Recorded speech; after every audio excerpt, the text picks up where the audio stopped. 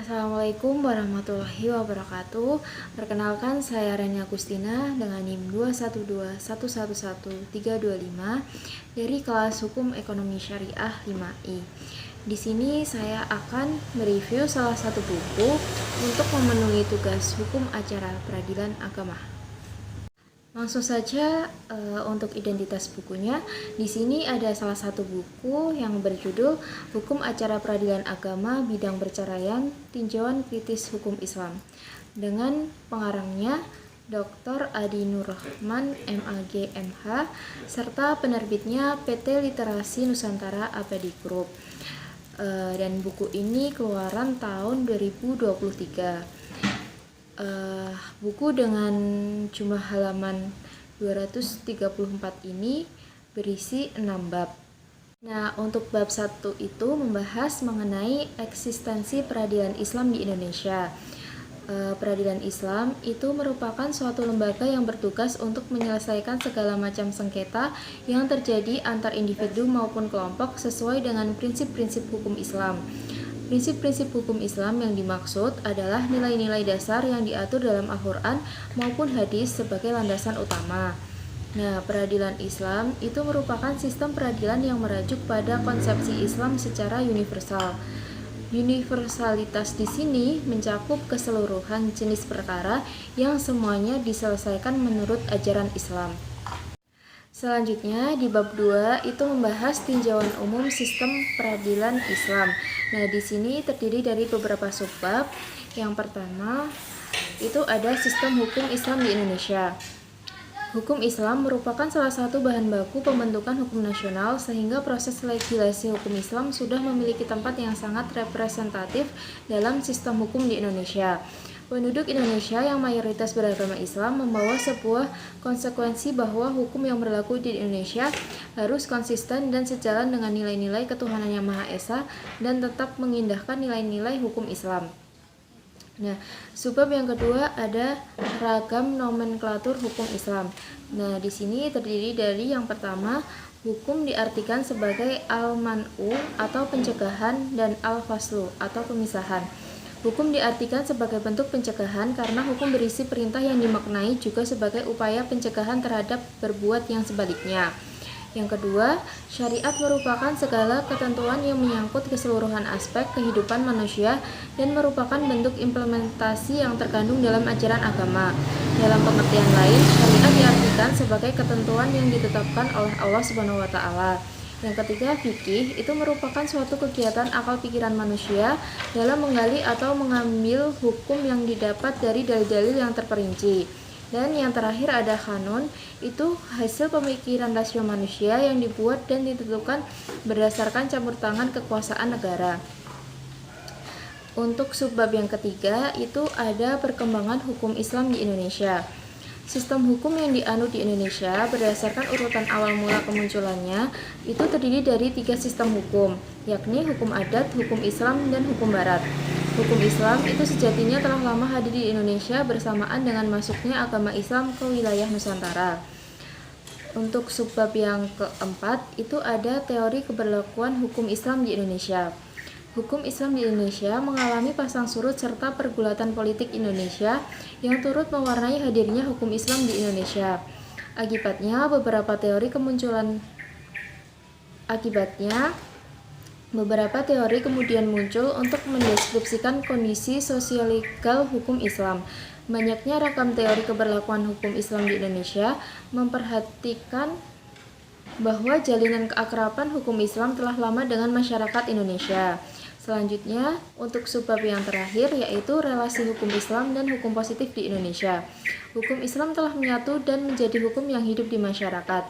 Kedudukan hukum Islam dalam sistem hukum Indonesia semakin diperkuat dengan masuknya hukum Islam sebagai bagian dari komposisi pembentukan peraturan perundang-undangan. Oleh karenanya, undang-undang hukum Islam setidaknya memuat di dalamnya anasir hukum Islam dapat ditemukan di beberapa peraturan perundang-undangan sejak zaman kemerdekaan hingga saat ini. Selanjutnya, di bab 3 ini membahas mengenai tinjauan umum sistem peradilan Islam. Di dalamnya terdiri dari beberapa subbab juga. Di antaranya, yang pertama ada konsepsi dasar peradilan Islam. Peradilan adalah daya upaya untuk mencari keadilan atau penyelesaian perselisihan hukum yang dilakukan menurut peraturan-peraturan dan lembaga tertentu. Peradilan merupakan suatu bentuk kewenangan untuk menerima, memeriksa, menyelesaikan, mengadili, serta memutus suatu perkara yang dihadapkan padanya demi memenuhi rasa keadilan. Nah, subbab selanjutnya itu membahas kerangka historis sistem peradilan Islam. Nah, dalam perjalanannya, peradilan Islam itu mengalami pasang surut dalam penerapannya di berbagai wilayah maupun negara. Kondisi ini disebabkan lantaran syariat Islam memang tidak menentukan kerangka organisatoris peradilan secara spesifik. Namun, Islam menekankan pada prinsip-prinsip utama dan tujuan utama dalam sebuah mekanisme peradilan. Terus subbab selanjutnya ada dasar hukum peradilan Islam. Ini terdapat pada Quran Surat Yunus ayat 47, Quran Surat Yunus ayat 109, Quran Surat Yusuf ayat 40, Quran Surat Sad ayat 26, dan Quran Surat Al-Ma'idah ayat 42.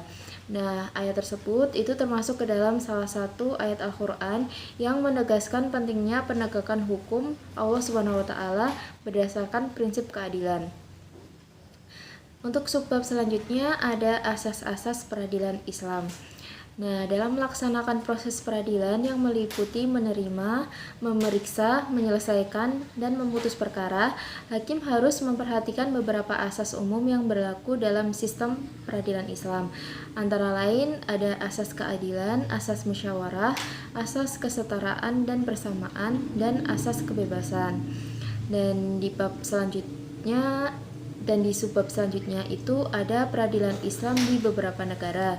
Di buku ini itu dijelaskan ada di Malaysia, Mesir, Saudi Arabia, dan Maroko. Untuk bab 4 ini menjelaskan terkait tinjauan umum peradilan agama di Indonesia. Dengan subbabnya, yang pertama membahas kedudukan peradilan agama dan perkembangannya di Indonesia. Keberadaan dan perkembangan peradilan agama di Indonesia mengalami pasang surut mengikuti hiruk-pikuk serta dinamika politik yang berkembang. Perkembangan tersebut dimulai sejak masa Kesultanan Islam di berbagai wilayah di Nusantara, dilanjutkan dengan masa pendudukan kolonialisme, pra-kemerdekaan, pasca kemerdekaan, masa reformasi, dan perkembangan saat ini. Berbagai hal ikut mewarnai perkembangan tersebut seperti pola penegakan hukum, substansi materi, hingga pada tingkat kesadaran hukum masyarakat. Subbab selanjutnya yaitu ada asas-asas peradilan agama. Di sini dijelaskan asas personalitas keislaman, asas kebebasan atau kemerdekaan, asas upaya mendamaikan, asas persidangan terbuka untuk umum, asas legalitas, asas sederhana, cepat dan biaya ringan, asas equality, dan asas membantu para pencari keadilan. Subbab selanjutnya ada kompetensi peradilan agama. Nah, kekuasaan peradilan agama itu diatur dalam Undang-Undang Peradilan Agama. 5 tugas dan kewenangan yang diamanatkan itu meliputi fungsi kewenangan untuk mengadili, memberikan keterangan, pertimbangan, dan nasihat yang berkaitan dengan hukum Islam kepada instansi pemerintah, serta kewenangan lain oleh undang-undang atau berdasar pada undang-undang. Selanjutnya ada sumber hukum formil peradilan agama. Nah, peradilan agama itu merupakan bagian dari kekuasaan kehakiman yang merdeka untuk menyelenggarakan peradilan guna menegakkan hukum dan keadilan, yang meliputi pengadilan agama dan pengadilan tinggi agama. Undang-Undang Peradilan Agama yang berlaku saat ini adalah Undang-Undang Republik Indonesia Nomor 50 Tahun 2009 tentang perubahan kedua atas Undang-Undang Nomor 7 Tahun 1989 tentang Peradilan Agama. Subbab selanjutnya ada proses pemeriksaan perkara. Pada dasarnya, hakim di pengadilan agama bersifat pasif, artinya hakim tidak mencari-cari perkara di masyarakat, melainkan hanya menunggu perkara yang masuk, lalu diperiksa, kemudian dilakukan mediasi atau diputus melalui pengadilan sesuai hukum acara yang berlaku. Selanjutnya ada organisasi peradilan agama. Nah, adapun susunan organisasi internal di masing-masing pengadilan agama dan pengadilan tinggi agama yang diatur dalam pasal 9 Undang-Undang Peradilan Agama pada ayat 1. Pasal tersebut menyebutkan bahwa lembaga pengadilan agama terdiri dari beberapa personel, antara lain pimpinan, hakim anggota, panitera, sekretaris, dan jurusita. Selanjutnya di ayat 2 disebutkan bahwa susunan organisasi pengadilan tinggi agama sebagai berikut. Ada pimpinan, hakim anggota, panitera, dan sekretaris. Selanjutnya subbab terakhir di bab ini ada peradilan agama sebagai lembaga peradilan Islam di Indonesia. Pengadilan agama adalah segala upaya untuk menemukan keadilan atau penyelesaian perselisihan hukum yang dilakukan menurut peraturan-peraturan dalam agama. Pengadilan agama termasuk ke dalam salah satu peradilan khusus di Indonesia, yaitu peradilan militer dan peradilan tata usaha negara. Selanjutnya, bab 5 membahas mengenai perceraian dalam hukum perkawinan Islam. Di sini subbabnya itu terdiri dari yang pertama, pengertian perkawinan dalam Islam. Perkawinan itu merupakan ikatan hubungan antara seorang laki-laki dan perempuan yang diikat dalam suatu perjanjian yang kokoh. Pelaksanaannya dalam agama Islam itu dinilai sebagai ibadah. Yang kedua, ada pengertian dan dasar hukum perceraian. Perceraian atau talak itu dimaknai sebagai pembubaran suatu ikatan perkawinan ketika ada beberapa pihak yang masih hidup dengan alasan-alasan yang dapat dibenarkan. Dasar hukumnya itu terletak pada Quran Surat At-Talaq dan Quran Surat Al-Baqarah ayat 231. Selanjutnya, subbab yang ketiga ada alasan-alasan perceraian. Nah, perceraian itu kerap terjadi disebabkan oleh beberapa faktor, mulai dari permasalahan ekonomi, kebosanan, ketidaksepahaman, kekerasan dalam rumah tangga, hingga hadirnya orang ketiga. Yang keempat, ada bentuk-bentuk perceraian. Dalam Undang-Undang Perkawinan disebutkan bahwa putusnya perkawinan setidaknya terjadi dalam 3 bentuk, yaitu kematian, perceraian, dan atas keputusan pengadilan. Yang keempat ada akibat hukum perceraian. Di sini disebutkan pasal 41 Undang-Undang Perkawinan menyebutkan bahwa baik ibu atau bapak tetap berkewajiban memelihara dan mendidik anak-anaknya semata-mata berdasarkan kepentingan anak. Bila mana ada perselisihan mengenai penguasaan anak-anak, pengadilan memberi keputusannya. Selanjutnya, bapak bertanggung jawab atas semua biaya pemeliharaan dan pendidikan yang diperlukan anak itu. Bila mana bapak dalam kenyataan tidak dapat memenuhi kewajiban tersebut, pengadilan dapat menentukan bahwa ibu ikut memikul biaya tersebut. Selanjutnya, pengadilan dapat mewajibkan pada bekas suami untuk memberikan biaya penghidupan dan atau menentukan sesuatu kewajiban bagi bekas istri. Selanjutnya, subbab yang keenam ada perceraian sebagai kompetensi absolut pengadilan agama.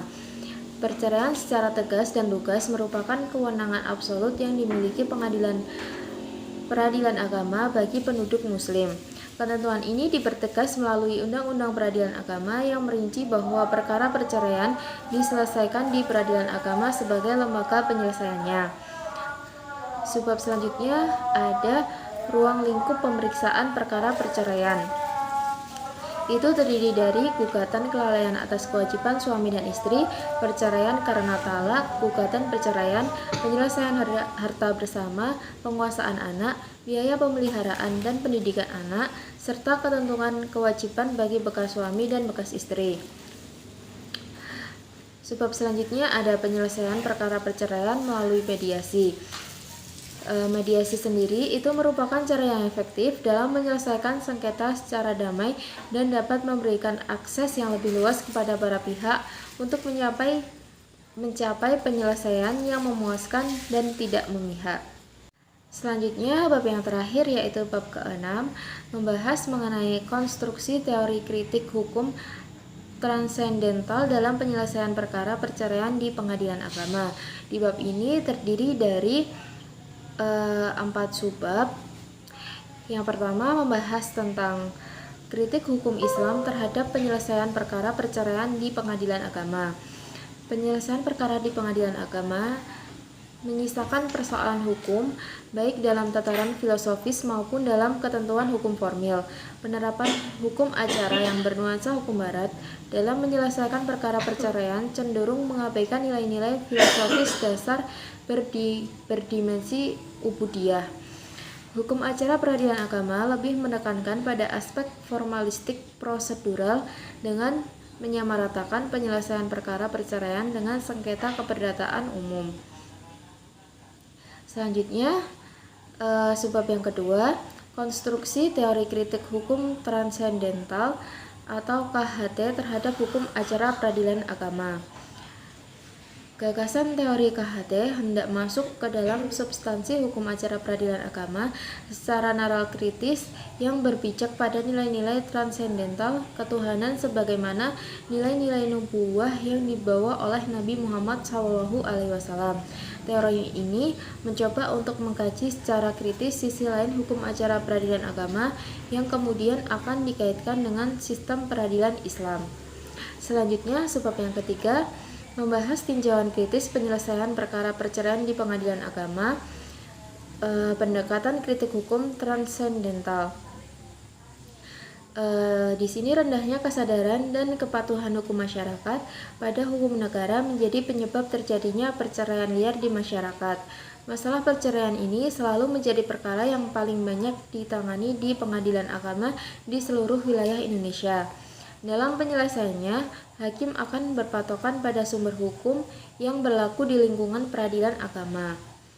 Selanjutnya, subbab yang terakhir membahas kontribusi hukum Islam terhadap wacana pembaharuan hukum acara peradilan agama di bidang perceraian.